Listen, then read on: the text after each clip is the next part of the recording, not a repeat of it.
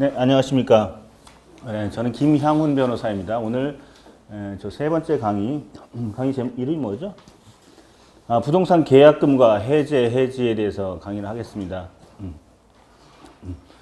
저는 이제 변호사 업무는 15년 차입니다. 이제 2018년 15년 차이고 부동산 중개사 자격증은 16회, 2005년인가 2006년에 16회 자격증을 따고 그 이후로 재건축 재개발 업무를 계속 해왔습니다. 그래서 재건축 재개발은 뭐 제가 거의 다 알고 있습니다. 온갖 산전수전 다 겪어봤고요.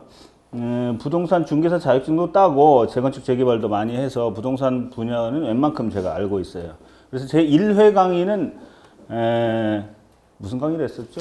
제 1회 재건축 재개발의 법률 지식, 뭐 파리대책 뭐 이런 거 다 강의했고요. 두 번째 강의는 명도 소송의 모든 것에 대해서 강의를 했고, 오늘은 부동산 법률 계약금과 해지를 강의합니다. 다음번 강의는요, 뭐죠? 간단한 소송 절차, 그리고 가압류 가처분, 그리고 집행, 경매, 배당, 아주 간략한 전반적인 지식을 한번 훑어보겠습니다. 원래 2주일에 한 번씩 하는데 한 달에 한 번씩 하는 걸로 바꿔서 아마 한 달 뒤가 될 텐데 아마 도움이 많이 되실 겁니다. 저희 지금 세 번째 강의인데 1회차, 2회차 강의 다 들어보셔도 도움이 될 거예요. 오늘 강의는 매도인이 건물을 판다고 합시다. 토지 건물을 팔아요. 매수인은 이제 돈을 들고 있고 매도인은 토지 건물을 가지고 있어요. 10억에 계약을 한다고 합시다. 10억에 계약을 하고 매수인은 계약금을 1억을 주죠. 그리고 중도금 4억, 잔금 5억이라고 해봅시다. 자, 10억과 이 토지 건물을 맞바꾸는 거예요. 맞바꾸는데 그냥 물건 살 때 우리 한 방에 그냥 맞바꾸잖아요. 근데 이 사람은 1억 주고 4억 주고 5억 이거 줄 때 등기 권리증 받죠. 그러니까 잘 보세요. 매수인이 불안해요. 자꾸 매수인은 1억 주고 또 4억 주고 해서 5억 줬어요. 얼마나 불안할까요? 저자가 과연 나한테 저 물건을 넘겨줄까? 내 돈만 5억 나간 상태죠. 나는 아무것도 받은 상태가 아니에요. 1억 원어치를 뜯어주거나 4억 뜯어주고 10분의 1 넘기고 4억 줄 때 또 10분의 4 넘기고 이게 가장 공평하죠. 근데 10분의 1억 주고 4억 주고 얘는 뭐예요? 바보죠. 얘는 받고 날라버리면 어떻게 해요? 꽝 되는 거잖아요. 이게 부동산업계의 현장 관행입니다. 다들 그래. 근데 그 관행 자체가 불리하게 돼 있어요. 매수인에게. 그냥 근본적으로 이렇게 돼 있어요. 남들도 다 그래?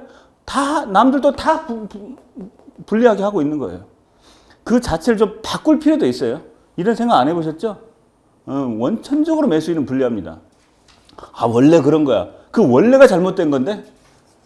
그래서 매수인은 항상 불안에 떨고 있고 이놈이 돈을 먹고 날라버리지 않을까라는 생각이 항상 불안합니다. 그래서 이 1억과 4억을 에스크로라고 해서 뭔가 제3자한테 은행에다 맡겨두는, 그래서 이놈이 1억 4억을 맛을 못 보게끔, 그래서 맨 마지막에 등기서류 갖고 오면서 완전히 맞바꿔치기를, 그러면 여기서 등기서류를 갖고 오면 여기 에스크로 통장에서 1억과 4억을 다 집어넣어주는 거죠. 여기다가. 이런 방식이 제일 합당해요. 그럼 이자를 믿을 수 있을까? 에스크로 믿으려면 은행과 변호사가 껴야 되죠. 은행과 변호사가, 그래도 공신력이 있다는 은행과 변호사가 양자에 대해서 야, 너는 등기서류, 너는 잔금. 이 사람 입장에서는 과연 저자가 잔금이 있을까? 돈도 없는 놈이 지금 좀 사겠다고? 이런 불안한 생각이 있죠. 자, 그래서 매수인은 원천적으로 불안한 지위에 있어요. 이런 시스템 자체를 좀 알고 계셔야 돼요. 그래서 중간에 에스크로라는 데가 있을 수도 있다. 그래서 큰 물건, 정말 100억, 몇백억짜리 하는 것은 꼭 은행에서 끼어서 이런 일을 하기도 합니다. 근데 아직도 이런 경우는 좀 드물죠, 아직은. 그런 게 있고. 그럼 에스크로가 없으면은 매수인은 이 불안한 심리를 어떻게 하죠? 저놈이 내 돈 1억, 4억까지 먹고 날라버리면 어떻게 하지?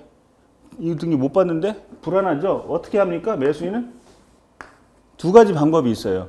에스크로 방법이 있고, 에스크로 말고, 가등기하는 방법이 있고, 가처분하는 방법이 있어요. 에스크로 할 때도 매도인과 매수인이 합의가 돼야 돼요. 그리고 제3자 에스크로 기관까지 끼워야 돼요. 3자 합의가 돼야 돼요. 굉장히 어렵죠. 가등기는요.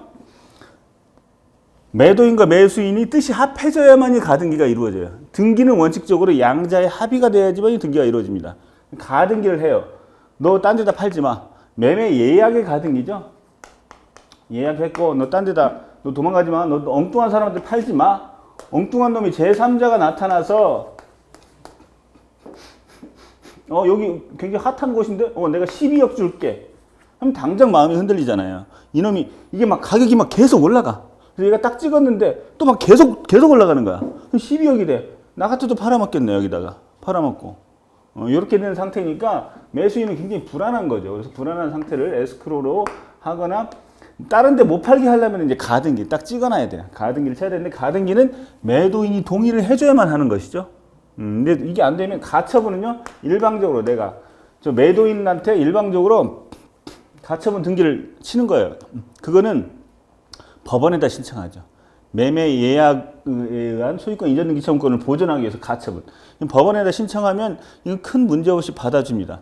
판사님, 내가 얘하고 이렇게 매매 계약을 체결했는데 이 친구가 이걸 딴 데다 팔아먹으면 내가 바보 되잖아요. 그러니까 못 팔게끔 꼼짝마 그대로 있으세요라고 스톱 있으라고 하는 처분을 금지, 제3의 장소에 처분하는 것을 금지하는 처분 금지 가처분 신청을 하면 법원에서는 큰 문제 없이 받아주고 그 대신 얘한테 좀 돈을 공탁 걸으라고 그러죠. 돈도 근데 보증보험 증권으로 걸으면 돼요. 이런 경우는. 왜냐, 부동산은 원래 얘 거였고 그대로 있어라 라는 처분이기 때문에 매도인의 현재의 법률 상태를 그렇게 크게 좌지우지 하는 건 아니죠. 너 그거 갖고 있는 거 그거 그대로 갖고 있어. 딴 데 팔지 마. 왜? 얘한테 넘겨줘야 되니까 엉뚱한 짓 하지 마 라는 명령이죠. 그런 법원의 명령이니까 그런 명령이 이 매도인의 지위를 크게 불안하게 하는 건 아니잖아요. 그래도 스톱 있어 라는 거니까. 그러니까 법원에서 웬만하면 내려주고 혹시 있을지 모르는 뭐 사기적인 그런 행태를 방지하기 위해서 이 매수인들로 공탁금을 좀 박으라고 하는데 그 공탁금조차도 보증보험증권으로 받게 하는 경우가 대부분입니다. 그래서 에스크로와 가등기 가처분 이걸로써 매수인의 지위를 보호해 줍니다. 예. 그래서 뭐 이 가격이 급등하고 있을 때는 매수인은 불안하니까 가처분 신청해버리면 돼요. 그러면 매도인이 기분 나쁘겠죠. 아니 날 뭘로 보고 가처분 신청까지 하고 말이야. 등기부등본에다 이상한 거 이렇게 사람 못 믿어도 되겠어? 그럼 어떻게 믿어? 사람 못 믿어요. 돈을 믿지 어떻게 사람을 믿어요? 예. 급등하고 있으면 어쩔 수 없어 그냥 치는 거예요. 가등기. 예. 가등기는 가압류. 가처분이죠. 이건 처분금지 가처분. 이게 치는 겁니다. 제3자한테 팔아먹으면 2억이 더 남죠. 이 사람한테 1억 받았죠. 1억 받았죠. 1억 받았으면 나중에 이제 해지하려면 이제 2억을 돌려줘야 되느냐, 1억을 돌려줘야 되느냐, 이런 문제가 있는데, 그 얘기는 나중에 하고, 아무튼 지금 제가 말하려고 하는 것은 매수인은 매우 불안한 지위에 있다. 그것을, 그 불안한 지위를 해소하는 방법이 3가지 정도 있다. 다른 데 못 팔게 하는 방법은 가등기와 가처분이 있다. 가등기는 둘이 합의해야 되고, 처분금지 가처분은 단독으로 할 수 있다. 법원에다가. 신청하면 공탁금 내야 되는데, 보증보험 증권으로 공탁을 내기 때문에 크게 문제는 없을 것이다. 이런 정도를 말씀을 드리고 그다음 오늘 강의를 또 들어가겠습니다.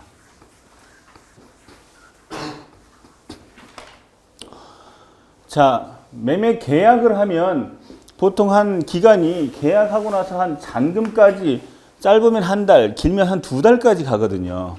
2달 가는 동안 사람들의 마음이 막 계속 바뀌어요. 나 오늘 계약했다 하고 집에 갔더니 와이프한테 뒤지게 혼나는 거야. 그걸 왜 했어? 혼나고. 그리고 여기서도 엄청 혼나죠.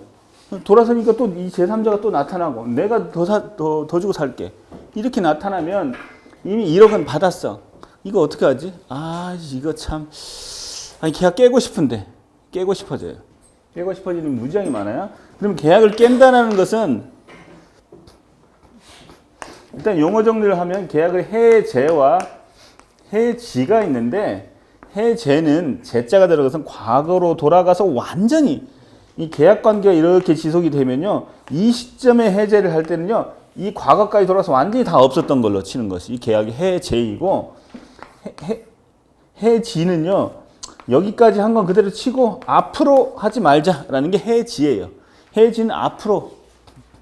그래서 해지는요, 임대차에 있을 때, 임대차 이렇게 살았어요. 임대차 살았는데, 지금까지 산 건 그대로 산 걸 치고, 앞으로 나 안 할래요. 너 나가. 난 나갈래. 임대차는 보통 해지죠. 물론 임대차도 해제를 할 수는 있어요. 우리 처음부터 없던 걸로 하자라고 논리적으로 생각해 볼 수는 있지만, 지금까지 산 건 산 거고, 앞으로만 하지 말자라는 게 해지입니다. 임대차. 임대차 같은 것은 계속적으로 쭉 살아나가는 것이죠. 그리고 이혼도 마찬가지입니다. 이혼도 살았어요. 이 인간 같이 살고 싶지 않아. 이 여자 같이 살고 싶지 않아. 그러면 지금까지 산 건 산 거고 앞으로만 살지 않는 거죠. 이혼도 앞으로만 없던 걸로. 과거는 있던 걸로. 근데 가끔 이혼이 아니라 우리 이혼은요. 결혼을 하긴 한 거야. 우리 결혼 사실이 있었어. 결혼 사실이 있었는데 앞으로 살지 말자는 게 이혼이고, 혼인의 취소는요. 너랑 나랑 혼인신고 했었던 사실 자체를 없애도록 하자. 너랑 나랑 혼인신고 한 게 아니야. 그거 혼인신고 잘못한 거야. 내가 속아서 했어. 또는 너 구청 공무원을 속여서 너 신고, 나 혼인신고 할 마음이 없었는데 강제로 한 신고. 그런 거 있었잖아요, 옛날에. 어떤 장관 취임하려고 했던 분이, 옛날에는 그런 일이 있었대요. 결혼하려고 그냥 몰래 뚝딱 신고해버려. 그러면 자기도, 이러면 어쩔 수 없다 생각하고 여자들이 그냥 살아야 되나 보다 하고 사는 그런 경우. 또는 이렇게 보쌈으로 매갖고 그냥 산속으로 도망가고, 뭐 이런 식으로 하는 경우는 이제 혼인 취소가 있어요. 아예 원천적 무효. 해제는 원천적인 무효고, 처음부터 돌아가서 해지는 앞으로만 하지 말자라는 것인데, 해지는요, 굉장히 계약관계가 긴 거, 임대차는 전형적으로 해지를 하고, 매매계약은요, 우리 여기 계약금까지는 있던 걸로 하고 나머지는 무효라. 이 매매계약은 한 달, 두 달에 걸쳐 있지만 이 한두 달이라는 것은 사실 매우 짧은 거예요. 그러니까 매매계약은 거의 다 해제라고 합니다. 우리 여기까지는 그대로 인정하고 앞으로만 없던 거 그게 아니죠. 매매계약은 안 판 걸로 하자라고 해야지죠. 팔았는데 다시 되사는 게 아니죠. 아예 그래서 매매계약은 그냥 해제라고 부른다. 자, 이렇게 됩니다. 해제와 해지를 용어 정의를 했어요. 자, 그래서 해제. 근데 일반인들이 해지 막 함부로 막 쓰죠. 뭐 상관없어요. 자, 해제라는 것은 뭔가 깨고 싶은 거예요. 깨고 싶은데, 이거, 해제는요, 잘 보세요. 나의 변심으로 인한 거 있어요. 이건 나의 변심이에요. 또 하나의 해제는요, 상대방의 책임을 물으면서 귀책 사유. 귀책 사유라고 하죠. 너 왜 이거 함부로 이게 제대로 안 해? 이걸 물으면서 해제를 하는 수가 있고, 상대방은 아무 잘못 안 했어. 근데 그냥 내가 마음이 바뀌었어. 이런 해제도 있어요. 우리 물건 샀을 때 이 물건은 아무런 하자가 없어요. 잘 돼. 근데 나 이거 그냥 안 할래. 난 갑자기 필요 없어진 것 같아. 이런 게 있잖아요. 근데 난 이게 꼭 필요한데, 이 물건이 이상해. 광고하고 틀려. 이거 반품하고 나 새로 살래 하는 그런 경우. 이런 것은 이 물건의 하자 때문이잖아요. 상대방이 뭔가를 잘못했어요. 그래서 상대방이 잘못으로 인한 해제. 이 두 가지가 있어요. 이걸 명확히 구별하셔야 돼요. 단순 변심과 상대방 귀책 사유. 이걸 분명하게 나누시고. 근데 우리 민법에는요, 565조 1항일 겁니다. 잠깐만요.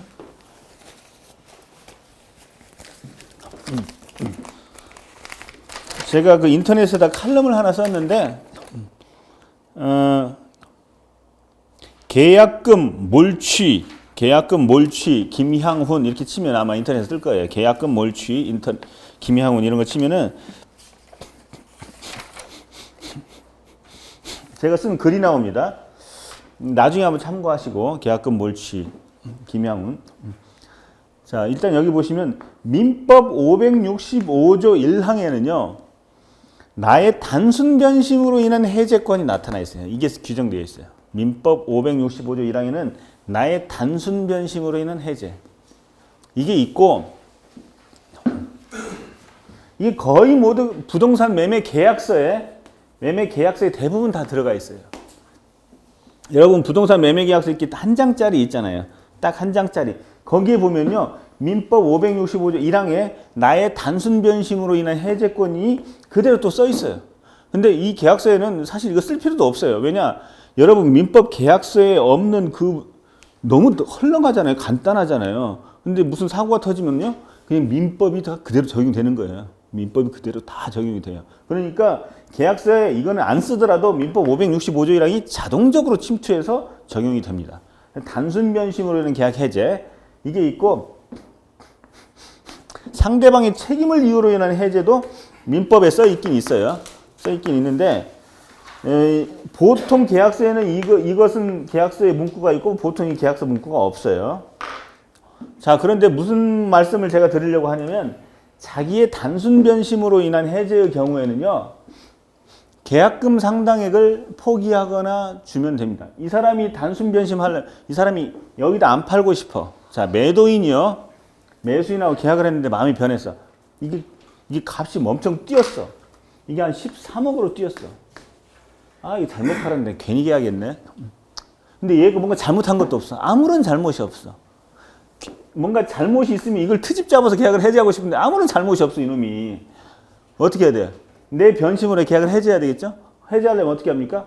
이 계약금 받은 거 2배로 돌려줘야 돼요. 1억 돌려주고 자기 돈 또 주고 2배로 돌려주면은 계약은 해제돼요. 이건 나의 단순 변심으로 인한 해제죠. 민법 565조 1항에 써 있고 보통 계약서에 다 써 있어요. 그런 경우는 1억 주고 내 돈 1억 또 주고 그러고 해제해버립니다. 그리고 여기다 팔면 돼요. 얘 얼마 손해봤어요? 1억 손해봤죠, 그냥. 1억 손해보고 여기 13억이 됐으면 2억 이득이잖아요, 이제. 그러니까 나의 변심으로 할 때는 받은 돈 토해내고 내 돈 또 1억 또 주고 여기다 팔면 돼요. 그러니까 이게 한 12억 정도. 쉽게 말해서 한 11억 5천만 돼도 1억 뱉어내고 또 1억 주고 여기다 팔면 5천만 원 이득이에요. 단순 변심으로 할 수 있어요. 그때는 1억을 토해내고 1억 또 주라. 이런 말이 민법 565조에 있어요. 그러니까 단순 변심으로 인해서 계약을 해지할 때는 내가 받은 그 액수 그대로 돌려주라. 이런 말이 써 있습니다. 그러면 상대방이 귀책 사유를 이유로 해지할 때는 1억을 받아낼 수 있나요? 여기는요, 1억이라는 말, 이 계약금 상당액이 안 써 있어요. 여기 민법 565조 1항에는요, 계약금 상당액을 포기하거나 주면 된다라는 말이 써 있어요, 여기에. 근데 여기에는 계약금 상당액이 손해배상 기준이라는 말이 안 써 있어요. 그러니까 상대방의 잘못으로 인해서 해지할 때는 계약금 상당액이 손해배상의 기준이다, 이런 말을 꼭 계약서상에 써놔야 됩니다. 이걸 안 쓰면은요, 손해액을 일일이 계산해야 돼요. 1억이 아니에요. 이 손해액은 1억이 아닙니다. 자, 다시요. 만약 이쪽이 단순 변심했다면 어떻게 됩니까? 괜히 산 것 같아. 이거 점점 값이 내려가고 있어. 아, 이걸 자고 일어나니까 9억이 돼버린 거야, 이게. 9억이 돼버려서 야, 괜히 사는 것 같아. 나 이거 안 살래. 안 살래 할 땐 이미 줬던 1억 손 털고 나 포기해버리면 되잖아요. 나 포기할래? 나 안 할래면 그러면 이 계약은 깨지는 겁니다. 나의 단순 변심이죠. 상대방의 귀책 사유가 아니라. 늦게 오신 사람들 위해서 설명드리면, 매도인과 매수인이 있을 때 매매 계약은 해제를 할 수가 있는데, 해제는 단순 변심으로 인한 해제와 상대방이 귀책 사유를 물으면서 하는 해제가 있어요. 단순 변심으로 인한 해제는 계약금 상당액을 포기합니다. 여기는 받은 계약금 토해내고 자기 돈 또 1억 또 물어주면 되고, 여기서 단순 변심으로 해제하려면요, 줬던 거, 야, 그거 네 해라. 1억 네 먹어. 그리고 얘는 그냥 떠나면 되는 거죠. 그리고 계약 깨버리고 떠나면 되는 거예요.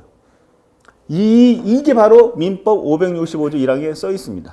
계약금 상당액을 포기하거나 2배로 물어주면 계약은 깨진다. 민법에 써놨어요. 왜 그렇게 써놨을까요? 그걸 써놓은 것도 좀 이상해. 어떤 사람은 그걸 왜 해놨지?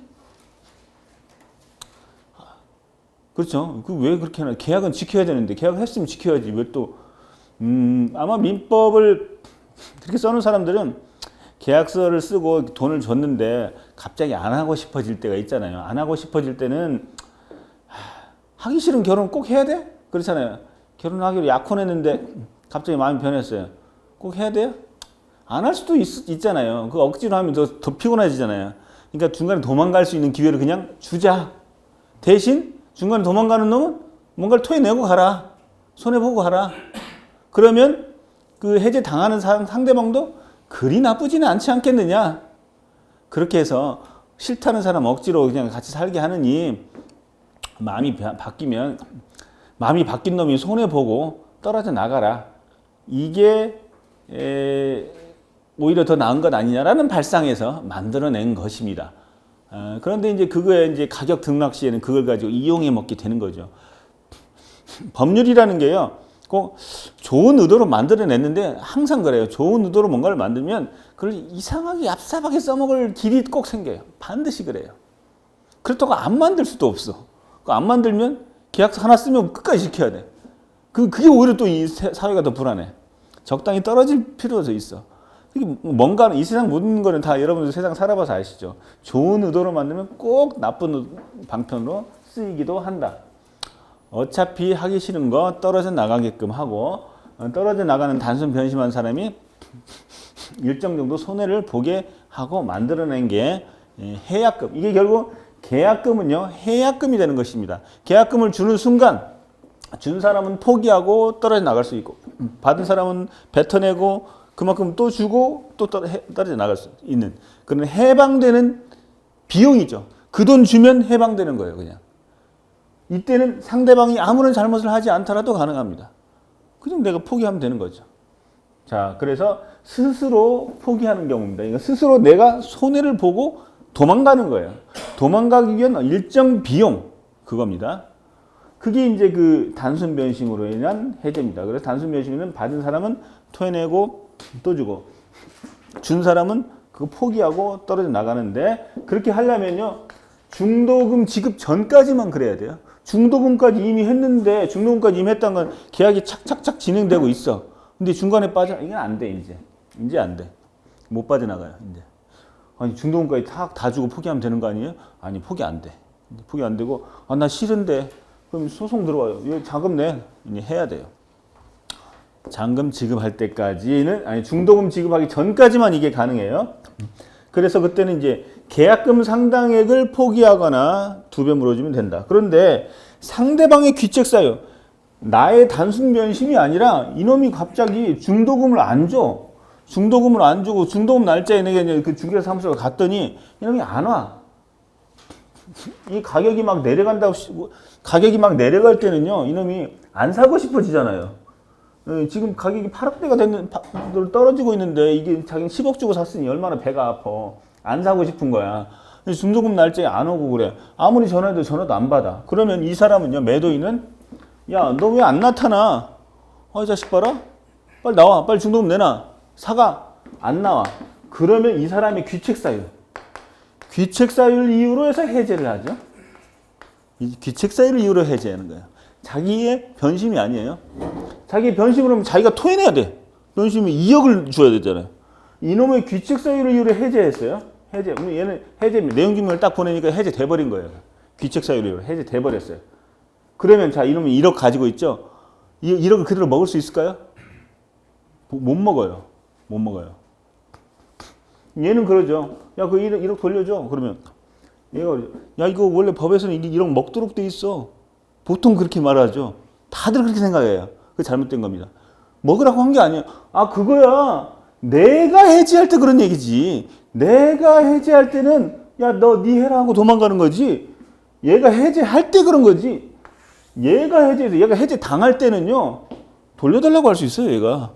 돌려줘. 뭐 손해배상? 네 손해 얼만데. 뭐 복비 왔다 갔다 보면 골치 아픈 거 500만 원 줄게. 이렇게 나와요. 그게 답이에요. 그게 법이에요. 그래서 계약금 상당액을 손해배상으로 하는 특약이 있어야만 됩니다. 그래서 특약을 꼭 쓰셔야 돼요. 그 부동산 매매 계약서에다가 일방의 잘못으로 인하여 해제할 경우에는 그 손해배상액은 계약금 상당액으로 한다라는 말을 써야 돼요. 계약서에. 그거 안 쓰면요, 다 돌려줘야 돼요. 얘한테 네 손해가 얼마냐? 손해 계산하기가 되게 힘들어요. 중간에 깨졌을 때 그 손해가 애매하죠. 시세가 이렇게 올랐는데 얼마로 올랐는지 애매합니다. 그래서 그 액수를 꼭 쓰셔야 된다. 헷갈립니까? 다시 한번 말씀드릴게요. 자기의 변심을 이유로 할 때는 계약금 상당액을 가지고 먹거나 토해냅니다. 상대방의 귀책 사유를 이유로 계약을 해지할 때에는 이 사람의 자신의 실제 손해를 계산을 딱 두드려 봐서 손해배상을 가져갈 수 있어요. 그래서 이미 1억을 보유하고 있다 하더라도 1억은 토해내고 실제 손해배상만 취할 수 있어요. 근데 이게 계산이 귀찮으니까 제일 처음에 매매계약서에 귀책 사유를 이유로 해지할 때는 계약금을 손해배상액으로 한다라는 약정을 미리 써 넣어야 됩니다. 꼭 쓰셔야 돼요. 그걸 써 넣어야지만이 계약 해제가 잘 안 되죠. 근데 계약을 하면서 나 계약 이거 잘하면 할 수도 있고 안 할 수도 있어. 이렇게 생각하는 사람은 그거 쓰시면 안 좋죠. 안 좋죠. 그렇지만 상대방의 멱살을 꽉 붙잡고 너 절대 도망가지 마. 이 계약 꼭 지켜라고 생각하시는 분들은 그 조항을 써놓는 게 좋죠. 잘못할 경우는 손해배상 상당액은 계약금이다. 이렇게 자 한번 제가 계략적으로 얘기했는데 이거는 뭐 제 소개는 뭐 그냥 넘어가시고 제가 쓴 책이 변호사 사용법과 재건축 재개발 법대로 하는 법 이거 한번 읽어보세요. 다 매우 쉬운 필체로 써놨어요. 어디를 펼치더라도 읽어볼 수 있습니다. 아주 쉽게 잘 읽을 수 있습니다. 자, 계약금을 포기하고 하는 해제, 이른바 단순 변심으로 인한 해제가 있어요. 민법 565조, 민법 565조에 나와 있고요.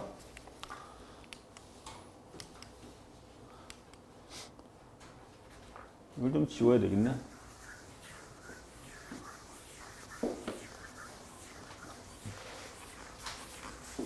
중간에 뭐 질문을 하셔도 됩니다. 아주 간단한 질문은.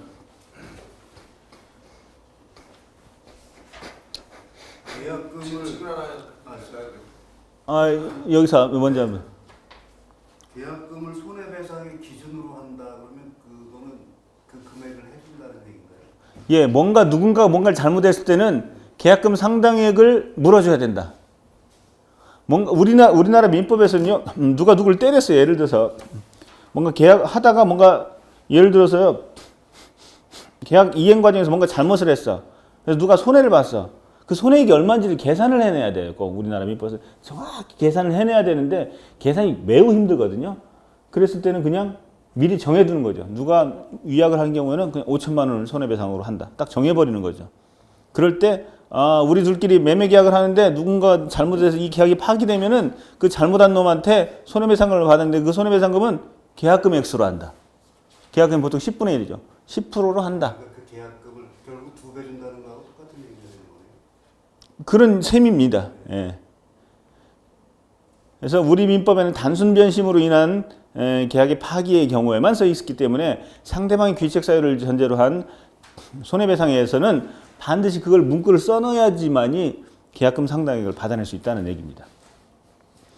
예. 그러니까 보통 여러분이 매도인이라고 생각해 보세요. 매도인의 입장에서 계약금을 받았어요. 1억을 받았는데 매수인이 뺀질거리면서 이 계약을 이행을 안 해? 자식 봐라. 너 왜 중도금 안 갖고 계약 해지했어요? 그리고 1억? 이건 내 돈이야. 손해배상이자. 그게 아니라는 거예요. 자기 실제 손해가 얼마인지를 계산을 해내야 돼요. 그 계산이 복잡할 거라고 생각이 되면 미리 매매 초기에 써놔야 된다는 얘기죠. 그래서 매매 계약을 할 때 꼭 팔고 싶은 사람, 저는 마음이 변하지 않았으면 좋겠어요. 마음 변할 것 같네? 그리고 나는 꼭 팔고 싶어. 꼭 이 계약 절차를 이행하고 싶어. 또는 매수인의 입장에서는 꼭 사고 싶어. 그러면은 이걸 파기할 경우에는 계약금 상당액을 손해배상으로 한다. 또는 계약금의 2배를 손해배상액으로 한다. 이렇게 정할 수 있겠죠. 계약을 꼭 지키고 싶은 사람은요, 파기한 놈을 페널티를 많이 물려야 돼요. 예. 근데 슬슬 뭐 잘 되면 좋고 아니면 말고 언제라도 난 깰 수 있어 이런 생각하시는 분은요, 그 조항 넣으면 안 되겠죠. 계약금 줘놓고도 나 이거 안 할래. 미안하다. 나 마음 변했어. 안 할래. 이렇게 돼서 손해배상 해지를 당하는 경우, 그때는 약정을 안 하는 게 좋죠. 뺀질거리는 사람은. 네. 그 매매 계약에서 예. 계약 중도금, 잔금 이렇게 치르는 과정에서 이제 중도금을 치르는 과정에서 뭐 예를 들어서 매도인이 변심을 해서 뭐 중도금 날짜에 안 나타난 거예요. 그런 경우에 이제 매수인이 뭐그 금액을 공탁을 한다든지 그렇게 되면 그것도 이행 과정이라고 예, 그거 될 수 있습니다. 예. 이놈이 지금 안 팔려고 뺀질거리고 있어. 가격이 올라가고 있어서 딴 데다 팔려고. 그럼 이 사람은 이제 이거 다 사야 되는데 1억 주고 중도금 날짜에 안 나타나? 야, 너 나와. 나 안 나타나? 그럼 공탁 4억을 입금을 해버리거나 공탁을 해버리면 돼요. 입금하거나. 때로는 계좌 폐쇄까지 하는 인간들도 있어요. 얘한테 안 받으려고. 이런 징한 인간들 있거든요. 올라가면 뭐. 그때 공탁까지 해버려야 돼요. 그래. 공탁은 예. 그 중도금 그 하기로 한 그 당일날 해야 되나요? 아, 당일날이 아니라 당일날은 보통 할 수가 없죠. 당일날에는 와서 기다리고 있으니까 기다리고 뭐 복덕방에서 만난다든지 아니면 이체하려고 했는데 이체가 안 된다든지 그래서 보통 그 다음 며칠 늦어지죠. 늦어져도 상관이 없어요. 늦어져도 며칠 늦어져도. 근데 계속 야 받아 왜 안 받아 문자 같은 걸 자꾸 남기셔야 돼요. 문자 카톡. 옛날엔 내용증명은 그 우편물의 복사본이 우체국에 그대로 남아 있어요. 우체국에 그대로 남아 있기 때문에 공적인 기관에 증명이 되잖아요. 근데 카톡, 이메일, 문자도 내용 증명이에요.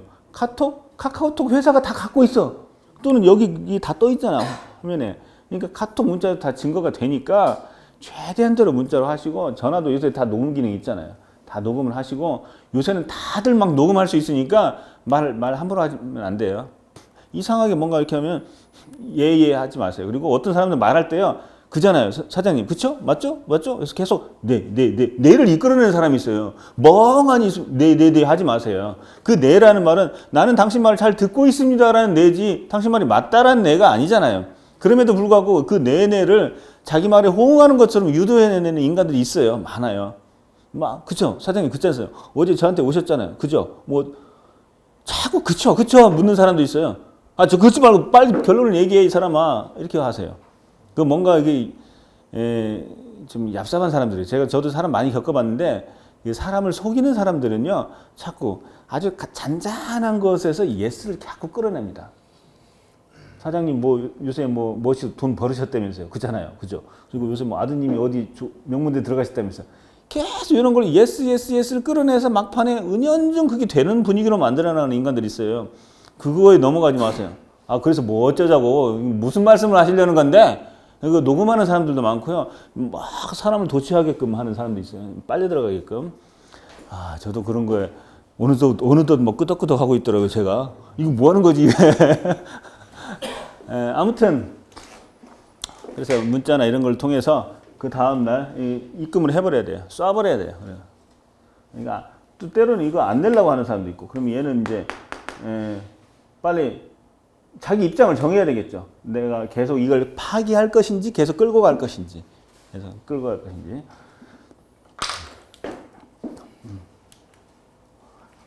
계약금을 포기하고 하는 해제 요건 단순 변심이 있어서 계약금을 포기 또는 배액 상환하고 해제하려면 당사자 일방이 이행에 착수하기 전까지. 이행에 착수하기 전까지라는 얘기는 중도금 지급 전까지. 자, 내가 계약금 받았는데 이거 2배로 토해내고 싶어. 또는 얘가 계약금 포기하고 야, 니 해라 하고 포기하고 싶어 했을 때는 어느 누구라도 중도금을 받거나 줘버리면 안 돼요.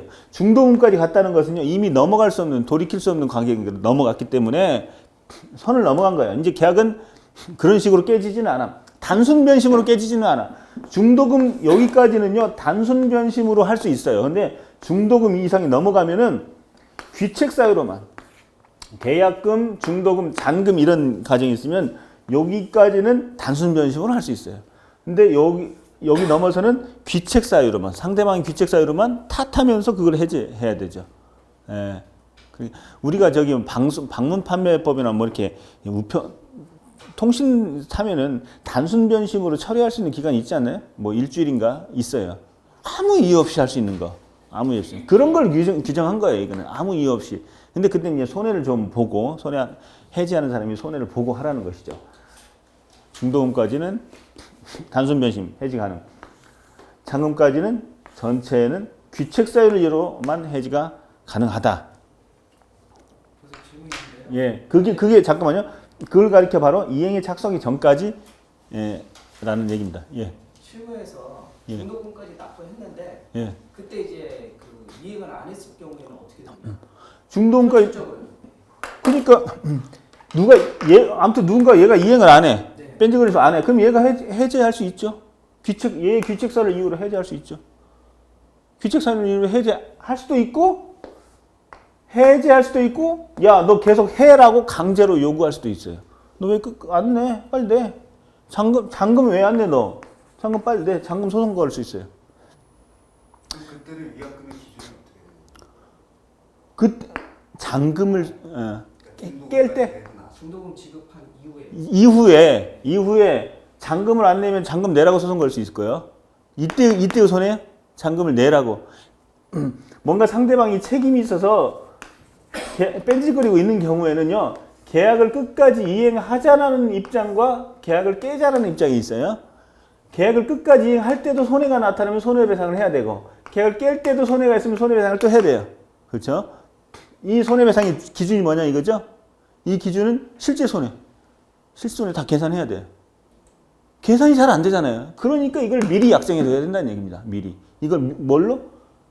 뭐죠? 그 계약금 상당액으로 한다. 그 계약금 상당액에 중도금이 안 들어갔습니다. 계약금 예?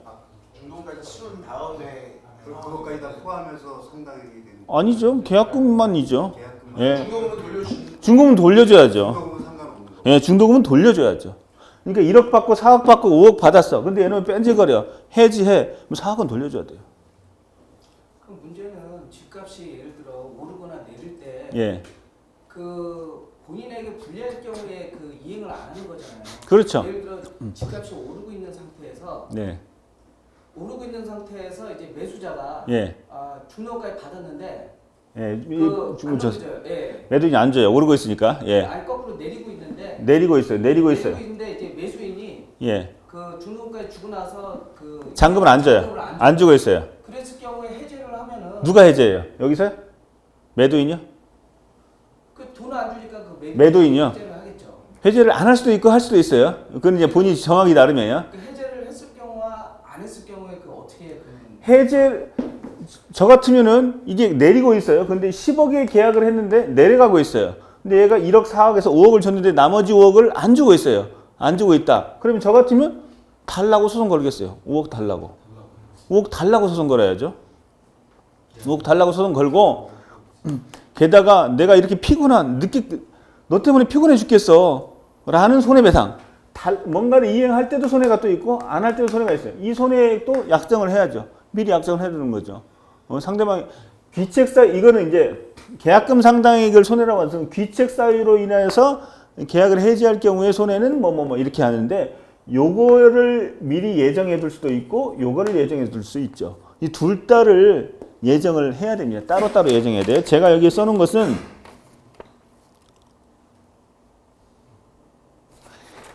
보통은요 해제할 경우에 손해배상은 계약금 상당액으로 한다 이렇게 써요. 근데 해제 안 하고 늦어진 거에 대한 손해배상을 계약금 상당액 1억이나 더 받아낸다는 건 좀 심하죠. 그러니까 요거는 계약이 지체된 거에 대한 손해배상액은 계약금액의 한 절반으로 한다. 뭐 이런 식으로 약정을 해야 되겠죠. 이때는 계약금 상당액, 이때는 계약금의 50%. 이 정도 해야 제일 적절하고 이렇게 정하더라도 판사가 보기에 너무 과다하면 좀 깎아버릴 수도 있어요. 판사는. 어차피 넌 받았잖아. 10억 결국 다 받아 먹었네. 그런데 1억을 더 먹어? 야야 너무 심하다. 한 2천만 원만 해. 라고 판사가 깎을 수도 있어요. 그래서 이 값이 내려갈 때 얘가 매수인이 뺀질거리가 안 주면 얘는 달라고 소송을 걸어야 되겠죠. 달라고. 이행하려고 할 때는 그냥 연체 이자로 그냥 해서 약정해야 되는 거죠. 예, 그렇죠. 연체이자, 연체를. 뭐, 늦어진 경우에는 어디 15% 뭐 이자, 뭐 이런 식으로 해도 되죠. 변호사님 그런 케이스는 없겠지만 별로 중도금까지 이행을 했는데 당사자끼리 합의를 했어요. 그냥 계약 깨자. 그런 네. 경우에는 그런 합의가 더 우선하죠. 그렇죠. 합의가 우선하죠. 할 수 있죠. 근데 다만 그 합의가 잘 안 되겠죠. 오래 할 때. 근데 합의하면서 다만 네가 깼으니까 너 때문에 깨진 거잖아. 그러니까 네가 5천만 원인데 뭐 3천만 원인데 이렇게 할 수는 있죠. 그걸 합의 조항에 넣어야 되죠. 그것까지 넣어서 할 수도 있어요. 참가할 때 집값이 올라가는 상황에서 예. 중도금까지 받았어요 매도인이. 예. 그런데 매도인이 올라가니까 해제하자. 이렇게 나왔을 경우에는 매수인이 어떻게 해야 됩니까? 자, 중도금까지 받아놓고 네. 그러면 매수인은 나 해지 못하겠는데 팔아 빨리. 그러면서 얘는 이제 잔금 날짜가 되면은 잔금을 공탁하고 돈 이거 달라고 해요. 소유권 이전 등기 소송 넘겨 주라. 그건 그게 이행 청구 소송. 그렇죠. 예. 약속을 했으면 팔아 끝까지. 뭐 지금 13억? 너랑 나랑 10억 계약했잖아. 계약했으면 지켜야지. 나 5억 다 남은 줄 테니까 빨리 넘겨. 소송 걸어야 돼요. 결국은 소송으로 가야 된다는 말씀. 결국 소송을 가죠. 그리고 소송 가기 전에 처분금지 가점은 꼭 해놔야 돼요. 이자가 지금 또 딴 데도 팔아먹으려고 하네요. 지금 팔지 못하게 해주세요. 판사한테 하면은 웬만하면 다 받아줘요. 이거든요. 근데 그 경우에 보통 매수인이 날짜를 정해놓고 계약을 했을 거 아닙니까? 소송으로 가게 되면 자기 그 상황이 힘든 상황하고 예를 들어서 입주를 해야 된다거나 그런 경우가 있는데 그렇죠. 자, 매수인은 이 10억에 주고 이걸 사기로 했고 뭔가 쓰려고 했는데 이자가 지금 가격이 막 13억 이렇게 뛰니까 안 팔려고 막 이렇게 뺀질거리고 있어요. 그럼 얘는 소송 걸어서 받아오는 거죠. 근데 받아오는데 10월 1일까지 그걸 끝냈어야 되는데 뭐 12월 1일이고 1월 되든 지금 안 되고 있어요. 늦어지고 있잖아요. 언젠가 소송 걸면 보통 6개월에서 한 8개월 정도 걸리는데 늦어지잖아요. 늦어진 거에 대한 손해배상까지 다 청구해야 되죠. 다 청구해야 됩니다. 그러면은 이제 얘는 아무튼 피곤한 자기의 다른 계획들이 다 얼크러지잖아요. 그 손해를 다 입증을 해서 다 청구하면 돼요. 근데 아무튼 피곤하죠. 얘도. 피곤하지만 법률적으로는 가능합니다. 소송에서 받아낼 수 있어요. 여러분 만약 중개업을 하다 보면 이 처분금지 가처분 누군가 변심해가지고 막 이런 경우 틀림없이 겪어요. 틀림없이. 그때 어느 정도의 법적인 이해를 안내를 해주셔야 돼요. 입증 책임은 누구한테 있는 뭘 입증 책임을? 내가 이렇게 피해 입은 거에 대한 피해 입은 것은 자기가 피해를 본 자기가 다 얼마의 피해를 봤는지 증명을 해야 돼요. 그러니까 얼마나 피곤해요. 내가 다쳐서 회사도 며칠 못 가고 뭐 그러다가 과장 승진해야 되는데 과장 승진 못했어. 이 손해가 얼마예요? 진짜 애매하죠. 과장 승진, 네가 진짜 과장 승진 할 만했어? 이것 때문에 진짜 과장 승진 못한 거야? 그게 아니잖아. 뭐 이것 때문에 스트레스 받고 그 때문에 뭐 싸워가지고 부인하고 싸워서 이혼했다. 뭐 별 소리가 다 나와요. 재판하다 보면 어차피 이혼할 거였으면서 막 피니까 갖다 붙이죠. 그래서 뭐 정신적 타격을 입었다는 거. 이 증명이 애매하니까 그러니까 미리 약정을 해놔야 돼요. 위약금의 약정이라고 해서 너 만약에 너 잘못해서 계약이 틀어져? 그럼 손해배상으로 계약금 상당 물어내. 근데 나중에 늦어져? 연체 상당해. 연체이자 기타 및 손해를 5천만 원으로 한다. 이게 정해둘 수 있어요. 근데 너무 세면 이제 판사가 깎아요, 이거를. 근데 미리 정해둘 필요가 있어요. 아무튼 계약을 꼭 이행하고 싶은 사람은요, 어겼을 때의 위약금을 정해두세요. 그리고 좀 빠지려고 하는 사람은 그런 위약금 정하면 안 되겠죠. 그 중간에 이행 확인서를 다시 받을 수가 있잖아요. 예, 있죠. 그런 것도 똑같이 계약서하고. 가능합니다. 계약서를 써놓고 중간에 이제 막 싸우고 지랄하다가 그래. 또 이제 중간에 무슨 뭐 어쩌고 분쟁을 우리 이걸 하고 뭐 조금 양보하고 좀 아쉬운 사람 좀 양보하고 또 쓸 수도 있어요. 그것도 다 계약서의 일부가 됩니다. 계약서의 일부가 돼서 되는데 일반인들이 쓰다 보면 꼭 뭐 앞뒤 말이 모순이 되고 엉망으로 써. 이상하겠어. 나중에 변호사들이 한테 갔다 오면 이게 뭔 소리예요? 뭐 이런 경우가 많아요. 근데 자기들은 뭔가 의미가 있어. 근데 또 나중에 지나고 보면은 또 다르게 해석을 해. 그 당시는 이런 말이었는데 그런 말은 다 사라지고 없고 글자만 남아있으니까 글자를 외부인이 보면 다르게 읽힐 수가 있거든요. 그건 사실 이런 말이지. 그럼 그 말을 쓰지 그래서 안 쓰거든요. 그래서 여러분들 뭐 약정 쓸 때요 녹음을 하세요. 여기다 밀어넣기는 뭐 하지만 상호 양해하고 있는 그 밑바닥에 있는 뭔가 있잖아요. 서로 다 의사상통한 거죠. 이런 의미잖아요. 그걸 이렇게 쓰는 겁니다. 근데 나중에 이것만 넣고 이거 싹 다 사라져 버려요. 그러니까 이 문장의 해석에 대해서 그래서 법률가들은 그런 걸 다 감안해서 아주 깔끔하게 오해 소지가 없게끔 쓰지만 일반인들은 그렇게 안 하거든요. 이게 녹음을 해놔야 돼요. 요새는 그 스마트폰으로 다 녹음되잖아요. 스마트폰 한 두 개씩 갖고 다니고 그래서 녹음 다 해요. 그래서 중간에 카톡 확인하는 척하면서 이렇게 딱 눌러놓고 딱 뒤집어놔야 돼요. 안 뒤집어놓으면 막 또 녹음하고 있는 게 딱 깜빡하면 보이니까 딱 뒤집어놔야 돼요. 제가 많이 해봐서 알아요. 그리고 어떤 때는 이게 이 마이크 부분을 이렇게 이런 데다 넣어도 다 되더라고요. 주머니에 넣어도 다 되니까 여러분도 녹음 당하지 않도록 조심해서 이렇게 저자가 녹음하고 있구나 하면 그 녹음을 의식해서 또 딱 나한테 유리한 말만 하시고 그러셔야 됩니다. 저희가 중개 실무에서 일반적으로 예. 계약금은 일방이 이유 없이 이행하지 않았을 경우에는 해약금과 동시에 위약금을 한다라고 일반적으로 저희가 이렇게 적거든요. 예, 적으면 돼요. 근데 그게 중도금에 대한 얘기는 없잖아요. 예. 중도금은 안 돼. 이거는 계약금에 대한 거지 예. 중도금에 대한 내용은 아니라는 거죠. 아니죠. 중도금 돌려줘야죠. 그러면 이제 중도금이 이제 납부한 상태에서 이행지체했을 경우에 예. 그랬을 경우에 이제 문제가 되는 거죠. 그러면 이제 매수인이 찾아오죠. 공인중개사한테요. 찾아오고 당시 계약 잘못해가지고 이렇게 됐다. 뭘 잘못해요? 계약을 왜 잘못해? 왜냐면 중도금을 줬는데 당신이 이런 물건을 나한테 소개시켜줘가지고 이런 사람을 그 중개인을 찾아오죠. 아니, 자, 지금 누가 해지를 해요? 중도금을 줬어요. 매수인이. 중도금까지 줬는데. 줬는데 매도인이 안 팔겠다. 안 팔겠다. 예.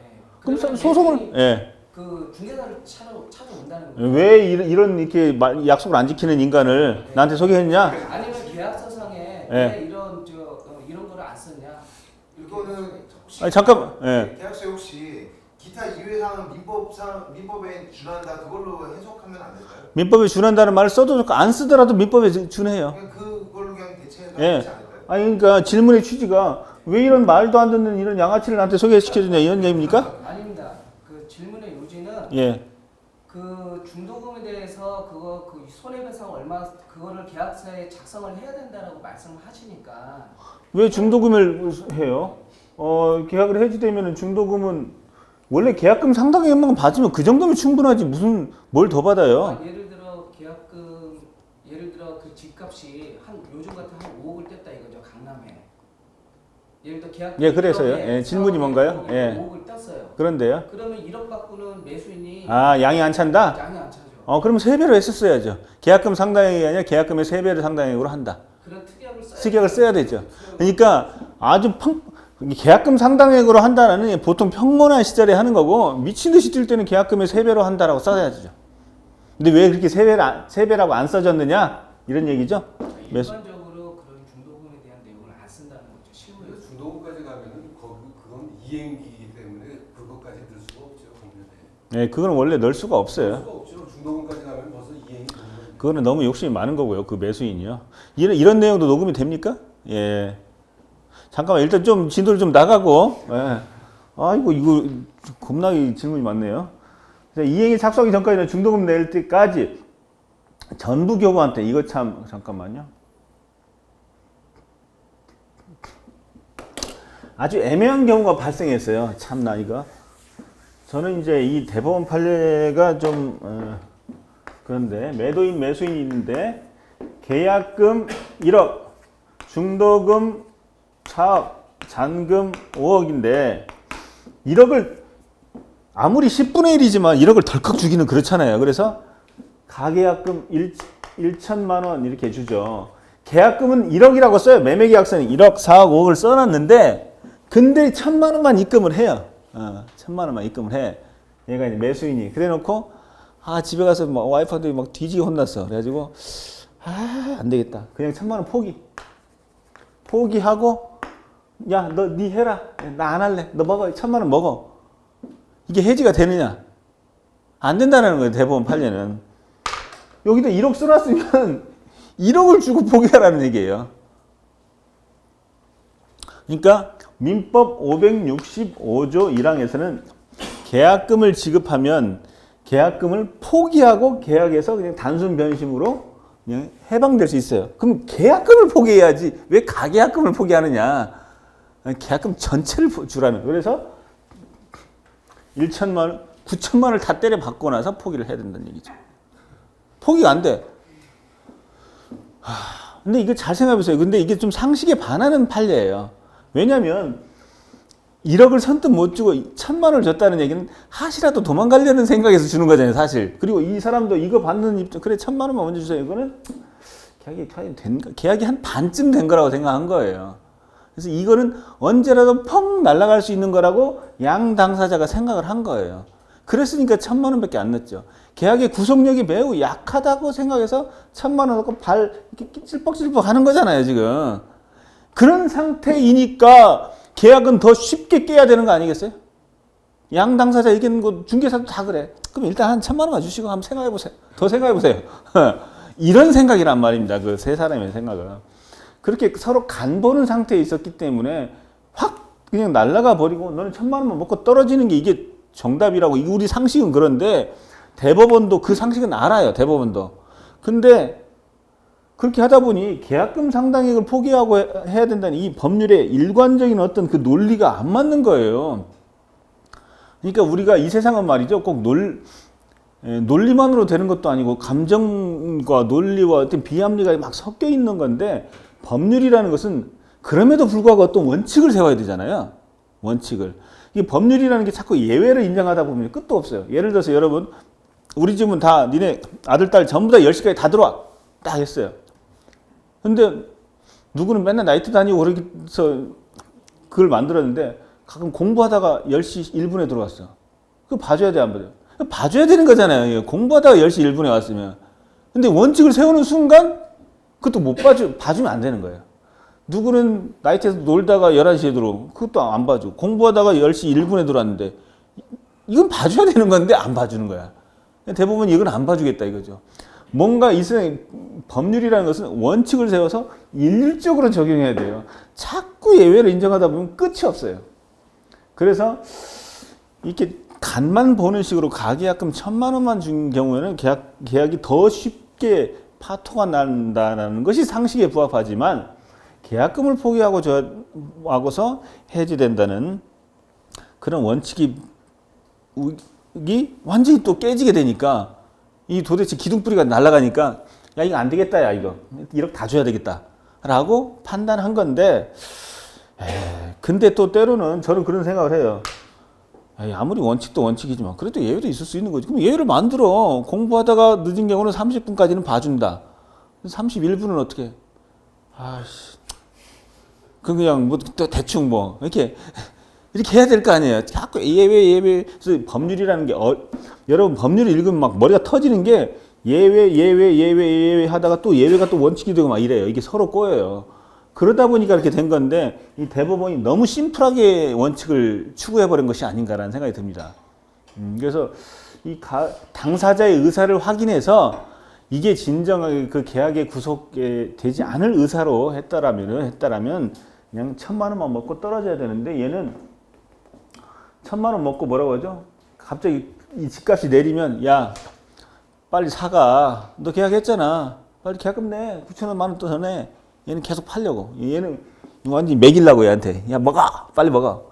완전히 똥차에 너 아니면 먹을 사람이 없어. 빨리 사가. 어디 팔릴 데가 없어. 너 같은 병신 아니면. 뭐 바보. 안 팔리는 건 그냥 바보 한번 먹여야 되잖아요. 그래서 여기서 전액 어디서 전부 계약금을 전부 교부해야 돼요. 계약금을 1억이라고 썼으면 1억을 다 줘야 돼. 다 포기해야 된다. 그래서 저희 사무실에 있는 변호사들하고 이렇게 얘기해 보니까 요즘 좀 불합리하지 않아요? 이 대법원 판례가 상식에 반하는데 가계약금 1,000만 원 줬으면 그거 먹고 떨어지려고 하는 그 의사였는데 그런 건 있죠. 예, 그렇게들 다 생각을 하더군요. 자, 그다음에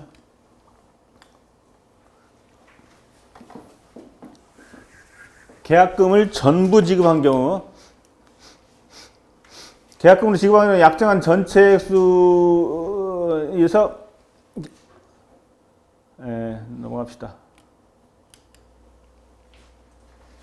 누구라도 계약금 지급을 넘어서 다른 의무, 즉 중도금 지급을 하면 포기 해약을 할 수 없다.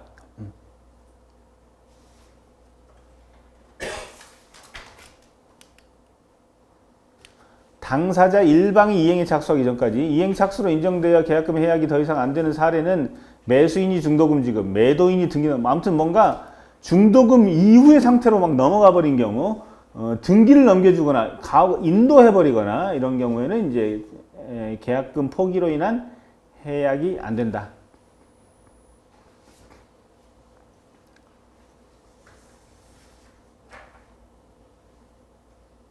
자, 다만 아직 중도금 지급 시기도 안 됐는데 매수인이 다짜고짜 중도금을 지급하면서 이행에 착수해버린 경우에는 지금 이 매도인이 가만히 있어봐. 나 이거 계약금 받았는데 계약금 돌려주고 또 그만큼 주고 2억을 돌려주고 나 할까 말까 간 보고 있는데 이놈이 야야 중도금 날짜는 9월 1일이야. 근데 막 이 계약을 7월 1일 날 했어. 중도금 9월 1일인데 야야 너 변심하지 마. 중도금 먹어라. 야 하고 사악을 쏴버렸어. 사악을 쏴버렸어. 얘는 이제 간 보고 있었어. 이거 1억 돌려주고 할까 간 보고 있었는데 다짜고짜 중도금 지급하면서 이행이 작성한 경우. 자,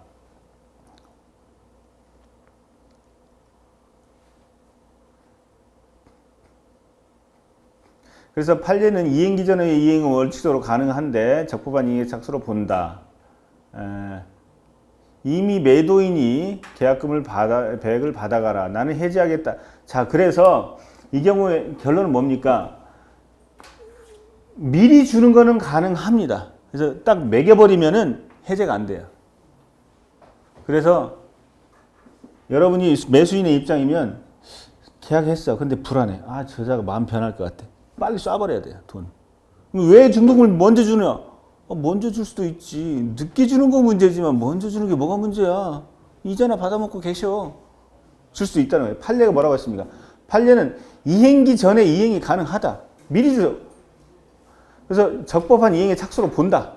그래서 중도금 기일 전이라도 중도금 지급해버리면 매도인의 해제권 행사 불가하다.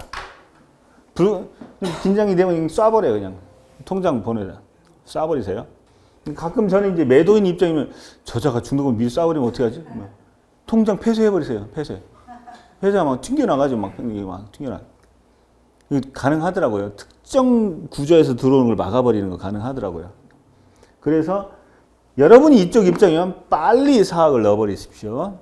이쪽 입장이면 이거 막아야 됩니다. 그런데 이제 이런 경우 있죠. 매도인이 계약금 100을 받아가시오. 나는 해지하겠다는 통지를 했어요. 통지를 받고 그냥 바로 쏴버려요. 중도금. 그건 이 중도금 입금은 의미가 없겠죠. 무효죠. 그렇죠?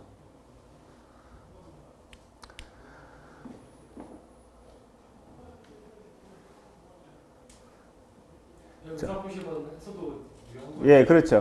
그러니까 매도인이 계약금 100을 받아가시오. 나는 해지하겠다라는 의사표시를 하고 난 다음에는 그때는 이제 불가능하다. 지급해도 안 된다. 지급하여도 이행의 작수로 인정되지 않고 매도인은 여전히 해제권 행사 가능하다. 그러니까 분명한 형태로 해야 됩니다. 그리고 계약의 해제나 해제 표시를 가급적 통화로만 대충 끝내지 마세요. 내용 증명을 하는 게 제일 좋지만 문자, 이메일 이런 식으로 통화를 하더라도 녹음을 하고 이렇게 하셔야 돼요. 가끔 보면은 해지하는 경우는 서면에 의해야 된다 이렇게 써 있어요. 그럼 꼭 그 방식으로 해야 돼요. 잘 보고. 그럼 이메일이 서면인가? 어떻게 생각하세요? 이메일은 서면인가요? 서면. 요새는 이메일 정도면 서면으로 봐줘요. 서면이라는 얘기는 명확한 증거를 남겨야 된다는 취지에서 서면이라는 의미지 꼭 종이 쪽지로 날려야 되느냐. 요새 종이가 없는 경우가 많아요. 명확한. 그래서 근로기준법상 해고 통지. 당신 해고야 나오지 마. 근로기준법상 해고는요 반드시 서면으로 해고의 사유를 쓰도록 되어 있어요. 서면으로. 그냥 갑자기 너 내부서 나오지 마. 너 마음에 안 들어. 이러면 안 된다는 거죠. 서면으로. 근데 요새는 서면으로 안 하는 경우가 많아요. 이메일로 해요. 그런 건 다 유효로. 왜냐면 서면으로 하라는 취지가 명확한 근거를 남기라는 얘기죠. 요새는 이메일 정도면 서면으로 인정해줘요. 그래서 아무튼 이메일 보내고 문자 보내고 막 하셔야 돼요. 자, 해지하려고 하는데 미리 쏴버리면은 그건 중도금 입금했으니까 더 이상 해지가 안 되고 나 해지한다라고 했는데 입금했다. 그건 의미가 없어요. 해지가 된 거고요. 자, 이거 아까 가계약금만 지급한 경우 한번 보시면 약정된 계약서에 기재된 약정계약금 1억 원이죠. 다 지급하기 전에 일부만 가계약금이라는 명목으로 지급하는 경우가 종종 있습니다. 예를 들어 건물을 10억 원에 매매하면서 계약서 1억 원을 쓰고 실제로 지급한 것은 1,000만 원만 쓴 경우. 그래서 1,000만 원만 이제 매도인의 입장에서 야 매도인든 매수인든 마찬가지입니다. 얘는 1,000만 원만 너 해라. 나 안 할래.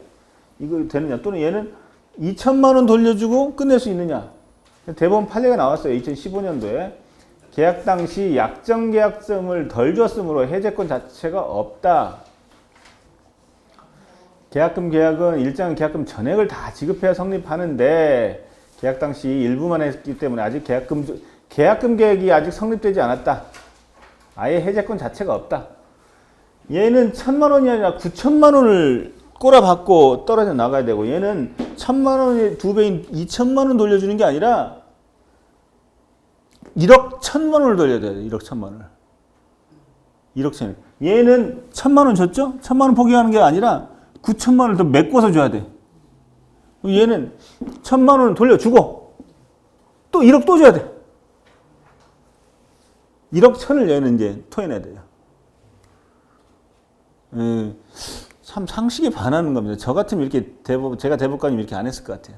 여러분, 대법원 판례도 좀 마음에 안 드는 거 많아요. 꼭 절대절명의 진리가 아니에요. 가끔 형사 판결도 보면 웃기는 거, 정치적 판결들 보세요. 이상하잖아요, 대법원. 예, 뭐 질문하시려고 했어요? 저는 저게 그래서 좀 원칙에 세워서 맞다고 생각해요. 왜냐하면 예, 그분들이 약간 이렇게 간보기식으로 했다고 생각해요. 간보기, 예. 왜냐하면 서로가 그렇다고 보거든요. 제가 법은 잘 모르지만 전문가가 아니라서. 왜냐하면 사회적으로 어떤 원칙이 있다고 세워야 된다고 보거든요. 예, 원칙을, 예. 네, 그렇지 않아요. 왜냐하면 그분들이 정확하게 하려면 주계사분 세 분 다 해가지고 정확하게 4월 후에 저는 진짜 그런 계약서를 썼거든요. 네. 당장 급하게 가계약금을 얼마를 딱 걸고 그다음에 4월 후에 정확하게 그 금액이 들어오지 않으면 이 계약은 파기된다는 그런 계약서를 실제로 써봤거든요. 예. 그 의사가 분명하면 그런 계약서를 쓰지 말라고 그런 계약서를 썼겠습니까? 그러니까 그분들이 판례가 저는 맞다고. 예. 이렇게 볼 수도 있죠. 계약은요, 지키는 게 원칙이에요. 계약은 파기하는 게 원칙이 아니에요. 계약을 했으면 지켜야지. 그게 그게 대원칙이에요. 근데 계약을 파기는 지킨다라는 원칙에 대한 예외예요. 예외는 축소해서 해석해야지. 예외는 애매할 때는 작게 해석해야 돼요. 애매할 때는 원칙을 강조해야 되겠죠. 그렇게 본다면 애매할 때는 계약을 지켜라, 이게 원칙이에요. 그렇게 또 보고 아니야, 그게 아니고 1,000만 원 줬다는 건 서로 다 간 보려고 했던 거니까 이제 간만 보고 시시콜에서 간만 보고 그냥 도망갈 수 있게 해줘야지 라는 생각도 있을 수 있고, 어찌 보면 일리가 그것도 맞는데 이것도 맞네, 그래요. 그래서 아마 대법원은 계약금 주고 포기하는 건 그 예외다, 예외. 민법이 예외를 한 건데 예외를 자꾸 확대시키지 말자. 이러한 그 대법관들이 더 숫자가 많았던 것 같아요. 그래서 이렇게 나온 것 같고, 근데 이것 때문에 막 민법 학자들은 막 이게 난리가 난 거야. 이거 계약금 해약금 이거 왜 규정했지 우리가? 막 이런 거 따지면서 이게 어디서 나온 거야 이게 도대체? 독일법에서 나온 거야? 일본 민법에 있나? 막 따지고. 학자들은 막 그런 거 따지는 것도 되게 좋아요. 근데 우리들은 그런 거 필요 없고 우리의 관념이 중요하니까 우리 거래 실정이 중요하지. 저는 대학교 다닐 때 그 교수님들이 맨 뭐 로마법까지 뒤지고 막 그 왜 뒤지나 그거 뭐 그냥 막 그런 거 막 주석서 달고 그 필요 없어요. 그냥 현재 우리 생활에서 뭐가 가장 타당하냐. 그리고 너무 편의만 추구하다 보면 또 원칙이 무너져 버리잖아요. 그럼 또 사회생활이 흔들리니까 원칙을 지키면서 사회생활의 편의와 거래 관념에도 좀 맞게 하는 현재를 좀 보고 해야지. 학자들은 맨 과거만 보고, 변호사들은 현재를 보고 있고, 학자들은 과거를 보고, 대법관들은 현재도 중요하지만 국가 전체의 어떤 틀, 이게 중요하잖아요. 보는 시각이 다 달라요. 실무에서는 보면은 가계약금을 계약서를 쓰고 그것보다 당장 물건을 잡아야 되니까 잡으려고 그러는 거죠. 당장 뭐 돈부터 쏘잖아요. 그렇죠. 아까 그 전 페이지에 보면 논외로 한다고 하셨는데 예. 실적으로 그러면 그 계좌에 돈만 넣어주는 그런 부분들도 똑같이 여기 적용되는 그런 부분이라고 봐야 되는 건가요? 계약서 쓰기 예, 전이라면 예.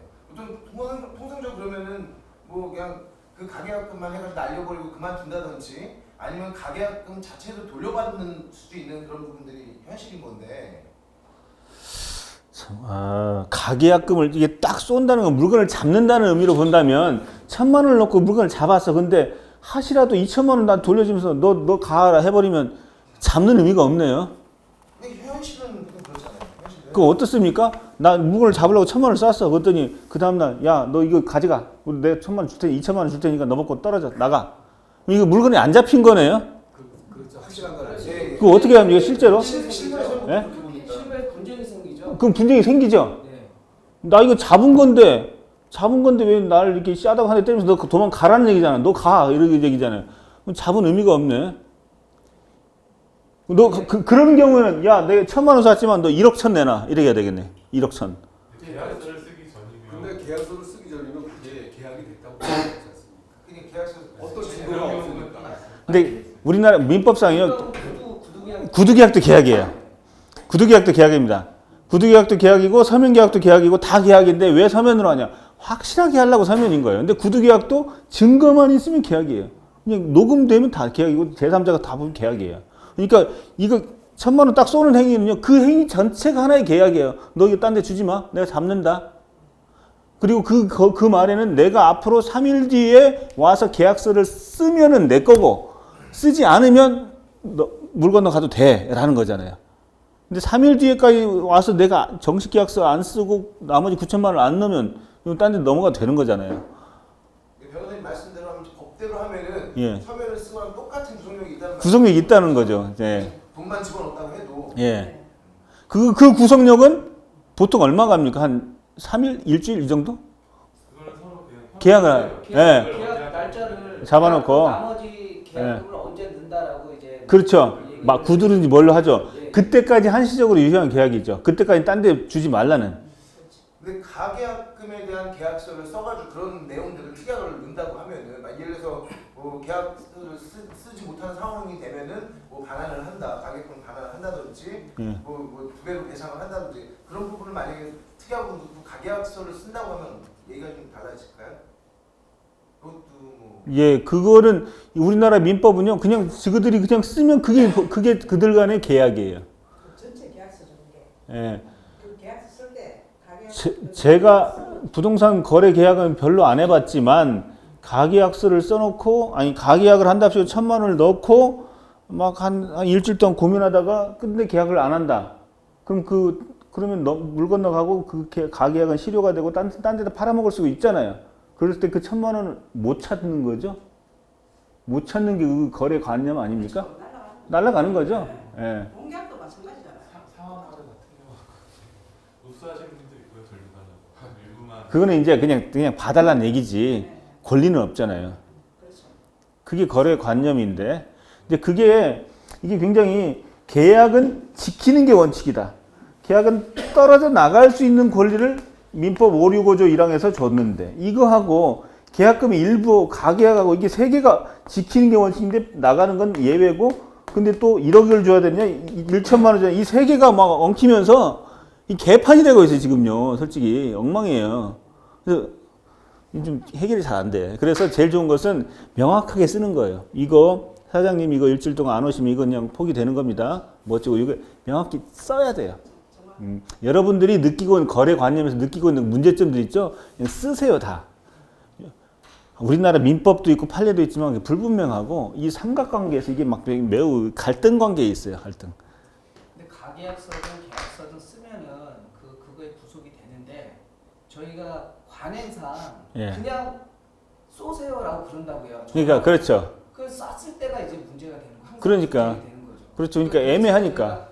우리 공인중개사가 어떤 식으로 대응을 저희가 해야 되는지. 아니 그렇게 물어보시면 안 되죠. 애매하게 해놓고 어떻게 해야 됩니까? 하면 안 되죠. 저로서는 애매하게 하지 마세요. 라고 할 수밖에 없어요. 계약을 할 때. 예, 앞으로는 그렇게 하지 마세요. 예, 근데 앞으로는요. 구두로 할 때도 이거 사장님 일주일 동안 안 하시면 어떻게 되고 어떻게도 이렇게 다 말을 하셔야 돼요. 좀 적어놨다가. 그러니까 요새 우리 맨날 무슨 계약하면 막 저는 고객께서는 근본 어디 가입하셨고 잠깐만요 녹음하고 제가 좀만 기다리세요. 별걸 다 물어보면서 다 하잖아요. 그게 다 걔들도 왜 그 짓을 하겠어요. 피곤해. 그동안 얼마나 피곤했겠어요. 그러니까 녹음하고 그거 하잖아요. 귀찮아 죽겠어 그거 받으려면. 근데 여러분들도 어느 정도 그걸 해놓으셔야 된다는 얘기죠. 중개업계에서 누군가가 좀 이렇게 이런 법률과 판례 연구해서 중개업자들을 위한 가계약 지침 같은 것을 만들어서 하고 잠깐만 기다려보세요. 읽어드리거나 아니면 카톡으로 제가 쏴드릴 테니까 하세요. 카톡으로라도 이 가계약에 관한 사항 이게 좀 보내셔야 돼요. 그게 좀 필요한데 누가 만들어야 될 텐데 옛날 같으면 뭐 LBA 뭐 이런 데서 했는데 예. 많이 지금 알려져 있어요. 그래요? 근데 알려져 있지만 그게 고스톱판처럼 어디 고스톱하고 어디 고스톱 다 틀리잖아요. 여러분은 알지만 의뢰인은 모르잖아. 나 그 얘기 처음 듣는데? 그 사람들 평생에 부동산 거래 한두 번밖에 안 하는데 나 모르는데 이래버리니까 그 사람 알게 해줘야 되잖아요. 그래서 그 좀 필요하네. 옛날에 LBA에서 뭐 하던 요새 LBA 흐지부지 돼버렸잖아요. 저도 그 LBA 다녔었는데. 저는 좀 공식적으로 서로 이야기하고 자 지금 상대방이 저는 지금부터 녹음을 하겠습니다. 이렇게 딱 하고. 예, 하세요.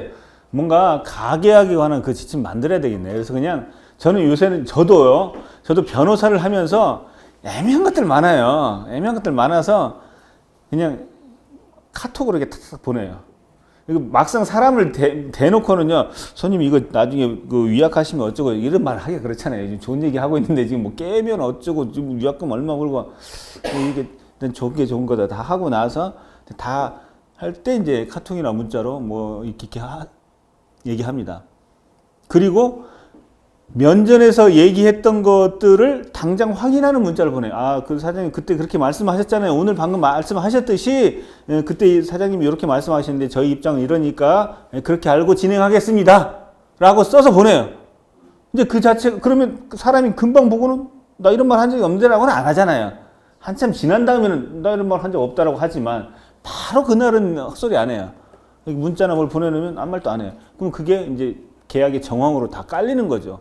저도 그래서 항상 그렇게 보내요. 그리고 사람이 막 계약서 쓰고 도장 찍고 이게 심적으로 부담이 되잖아요. 그러면 이 계약서는 어떻게 하죠? 이메일로 보낼게요. 이메일로 보내면은 이메일로 답장으로 네 알겠어요 승낙해요 이렇게 딱 보내잖아요. 그러면 원문 메시지를 인용해서 답장이 오잖아요. 그렇게 그 계약서예요. 그게 증명이에요. 그런 식으로 주변 정황을 다 계약에 포섭시키는데 아무튼 대충 애매모호하게 사고 쳐오면 답이 없어요. 저희도 답이 없어요. 그 병원에서도 마찬가지잖아요. 암 3기 돼가지고 와서 살려내 그러면 어떻게 살려? 그래서 못 살리는 거예요. 근데 아무튼 최대한대로 촘촘하게 하는 수밖에 없어요. 제가 중개업협회 뭐 된다면 한번 만들어 보겠는데 아 이거 진짜 근데 문제 많아요. 뭐가 헷갈려. 답이 없어. 가계약금. 그래서 권리금 문제도 얼마나 골치 아팠습니까? 권리금은 이게 법률의 사각지대였잖아요. 이게 도대체 그 돌봐줄 수 없는 거잖아요. 권리금은 그런 건데 그 막 주고받고 하니까 법이 도저히 안 되겠네. 이게 원래 권리금은 보호가 안 되는 건데 그래서 어쩔 수 없이 이제 상가건물임대차보호법에 권리금정을 집어넣었죠. 사실 이게 잘 안 되는 거예요. 권리금 보호한다고 하지만은 뒷사람한테 받아나가는 것을 방해하지 않을 의무만 준 것이죠.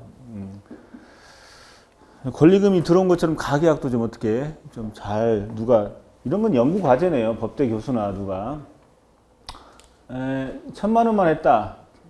계약 당시 약정 계약금을 덜 줬으면 해제권 자체가 없다라고 판시를 했습니다. 그런데 해제권 자체가 있다라고 여러분이 계약에 쓰면은 그건 유효합니다. 계약에 쓰면. 교부받은 1,000만 원의 배액이 2,000만 원이 아니라 약정 계약금 플러스 받은 금액, 즉 1억 1,000만 원을 돌려줘야 해제가 가능하다고 대법원은 봤습니다.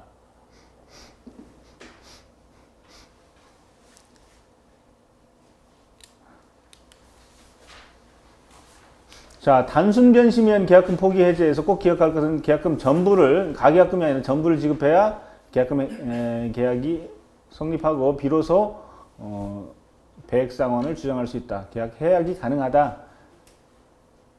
이행에 착수해버리면 즉 중도금 지급해버리면 중도금을 쏴버리면 해제가 불가능하다. 상대방의 귀책 사유로 인한 해제 요거는 좀 쉬었다가 하도록 하죠.